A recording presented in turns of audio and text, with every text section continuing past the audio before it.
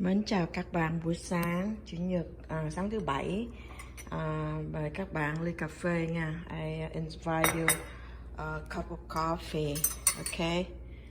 So mời các bạn một ly cà phê nha. Bây giờ buổi sáng hôm nay thì Kim Ngân sẽ chia sẻ với các bạn món tàu hũ nhồi thịt sốt cà nha.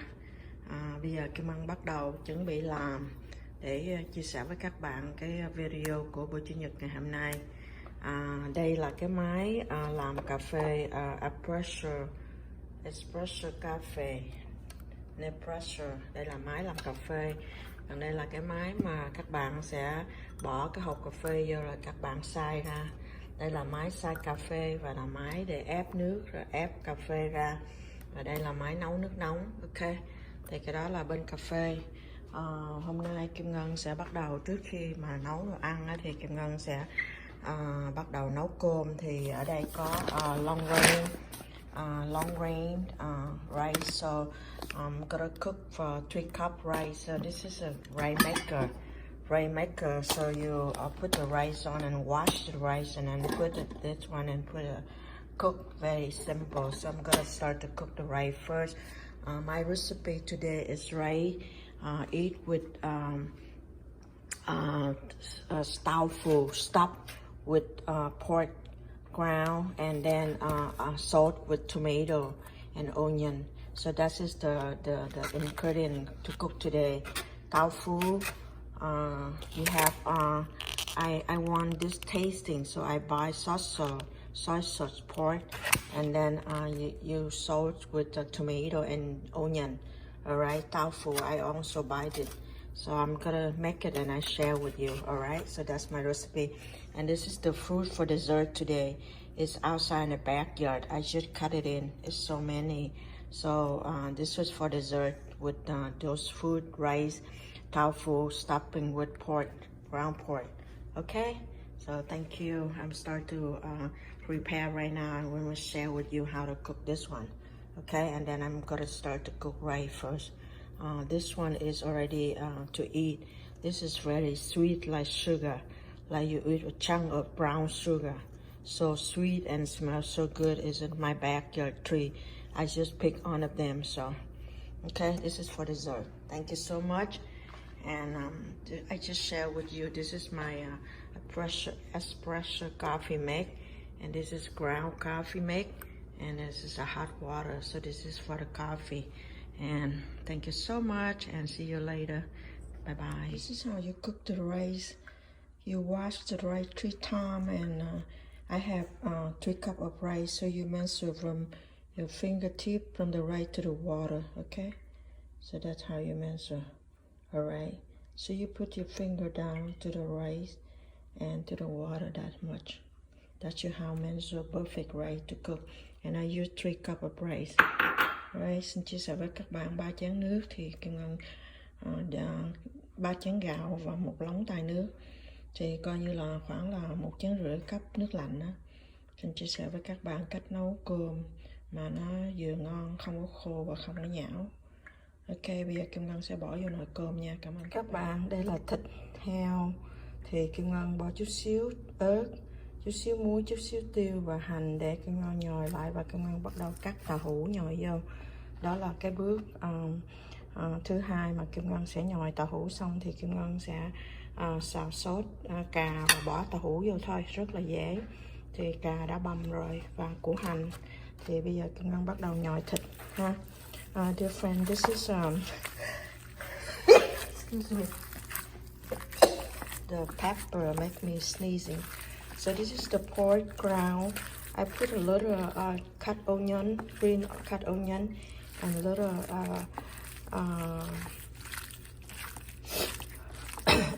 pepper and a little salt. That's all I mix together.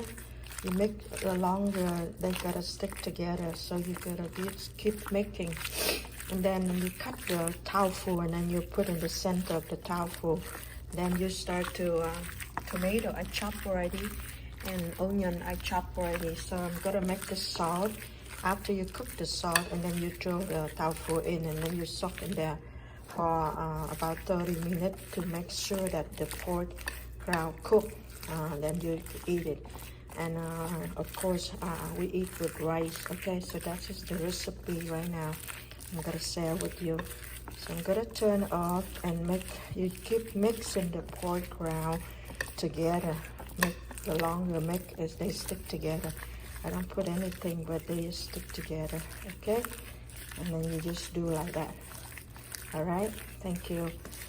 Kim Ngân cứ nhồi thịt chừng nào nó càng nhồi thì các bạn càng nhồi thì nó càng dai hơn. Ok, thì bây giờ Kim Ngân đang nhồi nè, nhồi với lại Kim Ngân bỏ một chút xíu honey nha cả nhà. Honey của Kim Ngân là từ bên Việt Nam đem qua, honey nguyên chất rất là ngon. Ok, nấu cái gì Kim Ngân cũng bỏ chút xíu honey, tại Kim Ngân không có ăn bột ngọt. Ok, thì đó là chia sẻ của Kim Ngân với cả nhà nha. Hôm nay là món tàu hũ nhồi thịt sốt cà. Cảm ơn các bạn. Dear friends, here I'm already done stop my tofu. So only you do is you cut the half of tofu and then you took the center out, put it here, and then you put the meat in, stop it. And I already make 4 of them. Now I'm starting to fry this one, and then I make the salt. So this is my process. Also, I have a bowl of soup. I use the center of the tofu mixed with my meat, and I'm gonna cook soup. So we have soup tofu and then tofu salt sauce with tomato. All right. So now I'm gonna fry the tofu right now. Okay. So I'm gonna share with you. So I put a little oil and then I fry this one. Then I throw in the salt. I make the salt and throw it in tomato sauce. Thank you. Chào các bạn. Kim Ngân đã nhồi thịt vô trong cái tàu hũ rồi. Thì cái tàu hũ này nó dày lắm, thì các bạn móc cái ruột bỏ ra và các bạn để qua một bên và các bạn bỏ thịt vô nhồi. Thì Kim Ngân đã có tàu hũ nhồi rồi. Ok. Bây giờ Kim Ngân sẽ bắt đầu chiên tàu hũ này, và cái ruột này các bạn sẽ trộn với lại cái thịt đó, cái thịt còn lại khi mà các bạn nhồi thì các bạn nấu được thêm một nồi canh nhỏ, canh tàu hũ nữa. Ok, thì đó là 2 món mà Kim Ngân sẽ làm. Bây giờ Kim Ngân bắt đầu cho chảo nóng lên và Kim Ngân chiên tàu hũ trước, rồi Kim Ngân mới lấy tàu hũ ra, rồi Kim Ngân mới xào cà chua với củ hành, làm cái nước sốt, xong rồi thả cả tàu hũ lại hầm nữa cho nó chín cái thịt ở trong, chín giữa. Ok, đó là cái cách mà Kim Ngân nấu tàu hũ nhồi thịt sốt cà. Xin chia sẻ với các bạn. Cảm ơn các bạn. Chúc các bạn một ngày Chủ nhật an lành. Thank you. Bye bye.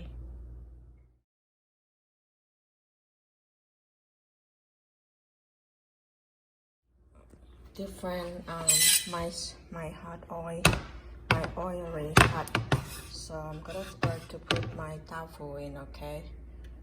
Bây giờ cái dầu của Kim Ngân đã nóng rồi thì Kim Ngân bắt đầu bỏ tàu hũ chiên vô nha. Thì when you put it on, you have to put the face down first. Alright. Put the meat down first. Alright. Bây giờ Kim Ngân bỏ tàu hũ vô chiên nha cả nhà. Mình chiên cho cái mặt nó vàng. Mình chiên cho cái mặt nó vàng, xong rồi mình trở qua trở lại, rồi mình bắt đầu làm cái nước sốt cà mình để vô. Okay. You have to fry off, turn a little crunchy, then you start to make the sauce, tomato sauce, and throw it in again. Thank you.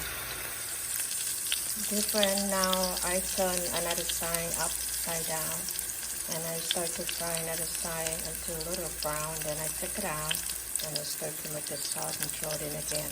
All right. So các bạn, Kim Ngân đã chiên một mặt thịt bên đó nó vàng rồi, bây giờ Kim Ngân trở qua và Kim Ngân sẽ lấy tàu hũ ra và Kim Ngân bắt đầu xào cà, sốt cà rồi bỏ trở lại vô và hầm. Ok, cảm ơn các bạn. I took the tofu out. Now I use the same oil, just a little oil. Then I'm gonna turn off the fan. Alright, I'm gonna throw up my onion in. Cha. Hi, Cha. Cha. Say hi. Hi, Cha, to all my mom friend, to my grandma friend. Hello, Cha. Cha. Cha. Hello. Here is Cha. He was watching I'm cooking. Okay. So So back to my kitchen. Sorry, I'm gonna stir fry the onion. Okay, just stir fry the onion about a few minutes until they turn brown.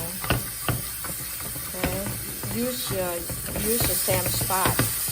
Okay, stir fry the onion.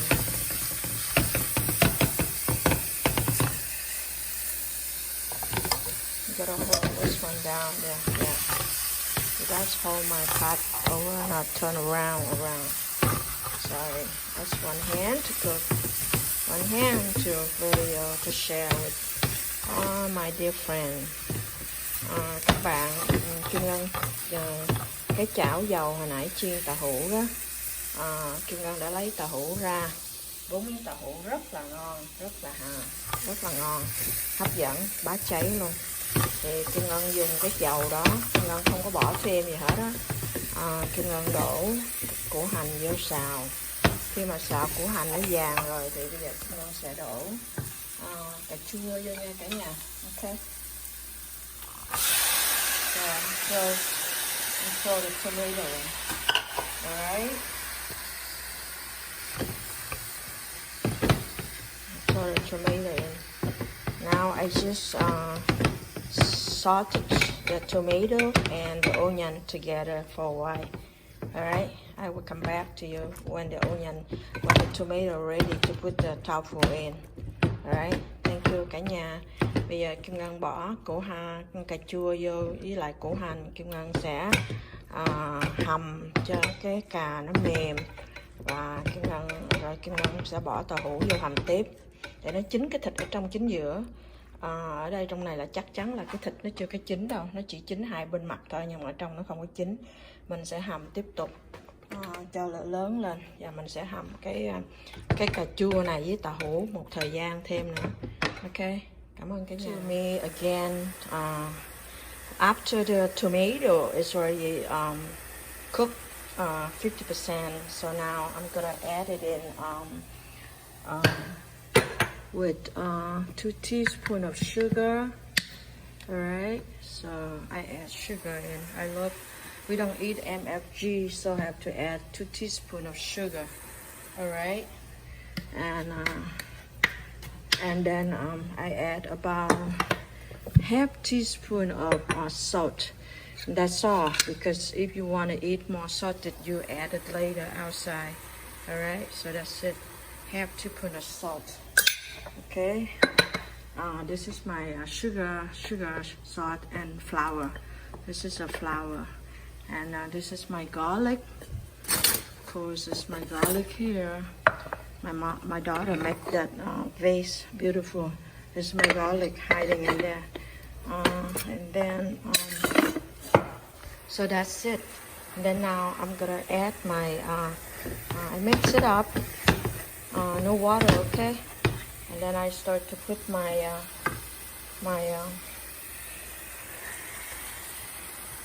tomato back. My tofu back.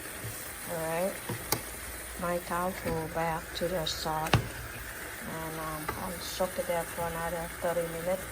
And of course, you have to close the. You can add a little water if you want more salt, but that's it. I don't add water. So I'm gonna close that, and I'm cooking that for another 30 minutes. Alright, thank you. Khi mà Kim Ngân hành cà chua nó đã chín khoảng nửa phần thì Kim Ngân sẽ bỏ 2 muỗng đường và chút xíu muối vô. Mình muốn ăn thì chút xíu nữa mình ăn chấm thêm nước mắm với ớt. Còn bây giờ Kim Ngân không có làm cho nó mặn, và Kim Ngân sẽ bỏ tàu hũ trở lại và Kim Ngân sẽ nấu hầm thêm 30 phút nữa.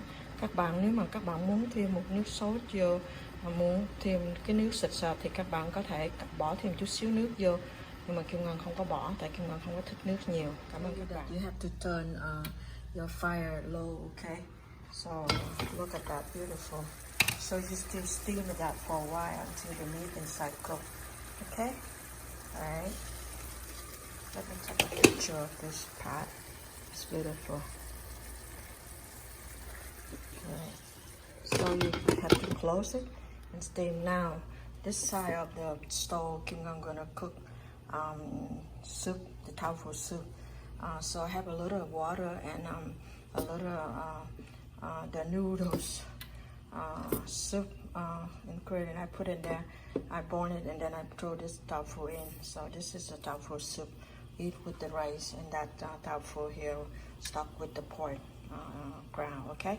Thank you. Bây giờ Kim Ngân như hồi nãy Kim Ngân đã chia sẻ với cả nhà là cái tàu hũ thịt đó, khi mà móc tàu hũ ra thì còn lại với lại thịt nhồi á thì Kim Ngân trộn lại với nhau và Kim Ngân sẽ nấu một nồi canh tàu hũ. Thì cái nước này là nước lạnh với lại một gói mì gói mà nó có còn dư lại, Kim Ngân bỏ vô Kim Ngân nấu. Tại vì Kim Ngân không có ăn bột ngọt mà không có cái chicken broth thì Kim Ngân sẽ nấu bằng cái nước mì gói. Ok, rồi Kim Ngân sẽ bỏ cái tàu hũ này vô. Cái này là canh dã chiến thôi cả nhà, không có gì quan trọng hết đó. Cảm ơn cả nhà nha.